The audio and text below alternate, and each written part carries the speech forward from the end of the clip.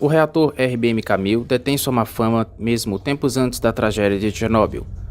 Os elos que ligam a corrente para que este futuro acidente acontecesse estava por ser formado muito antes. O design, que na época já continha falhas severas e que poderia comprometer a segurança da operação, começava a mostrar seus discretos sinais que algo poderia dar muito errado, mas em troca da segurança operacional optaram pela economia, e então, tendo sido esse um fator forte para que acidentes e incidentes acometessem esse modelo de reator moderado a grafite. Diferente dos reatores ocidentais, que operam com água pressurizada e com ampla margem de segurança por conter muitos vasos para conter tamanha pressão e ainda assim ser capaz de produzir grandes quantidades de megawatts de potência. O acidente de hoje se passa em um lugar simbólico para a União Soviética. Senhoras e senhores, o acidente nuclear em Leningrado.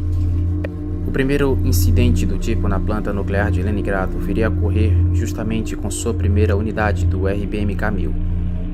Esta, por sua vez, foi construída ao que se tem de registro ou datado de 1º de março de 1970, com potência máxima de 1000 MW, mas operacional de 925.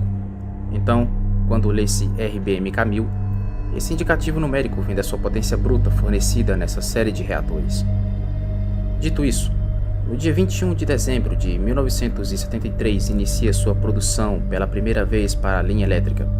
Sua primeira operação comercial se dá em 1º de novembro de 1974, mas não demora muito para que sua linha de incidentes até desencadear uma terrível tragédia se inicie.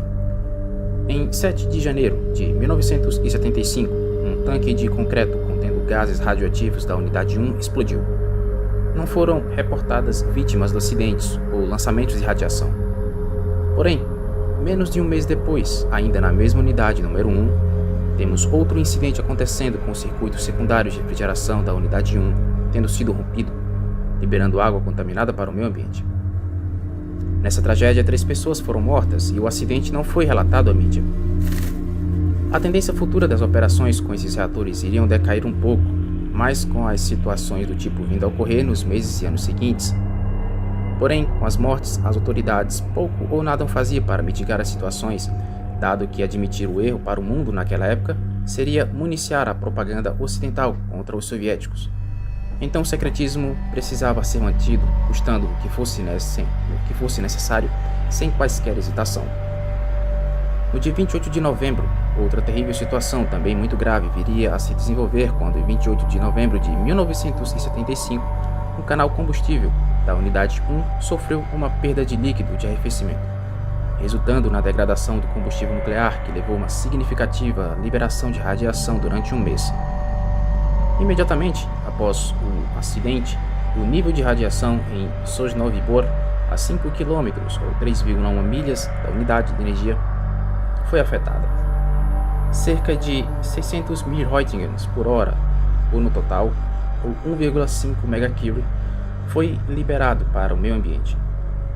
Os habitantes, em meio àquele cenário, não foram igualmente avisados da ocorrência que os acometia.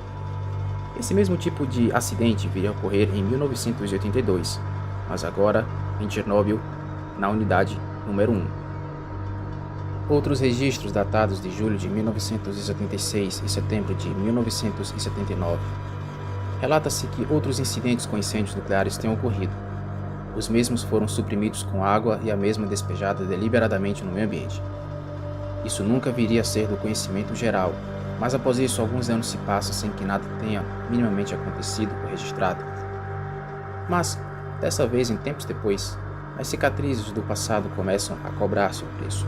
E o cenário que temos agora é que, em 28 de dezembro de 1990, durante a reforma da Unidade 1, notou-se que o espaço entre os canais combustíveis e a pilha de grafite moderadora fora contaminadas durante o acidente ocorrido em 1975, ampliou-se.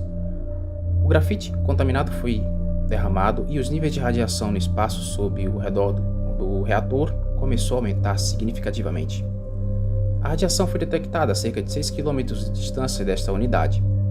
Novamente, nada nunca viria a ser relatado à mídia. Em 3 de dezembro de 1991, devido à falha de equipamento, 10 novas barras de combustível foram descartadas e danificadas. A equipe tentou encobrir o acidente da gestão. Em março do ano seguinte, algo significante acontece na planta nuclear, com mais um incidente acontecendo nas barras de combustível do reator do tipo RBMK.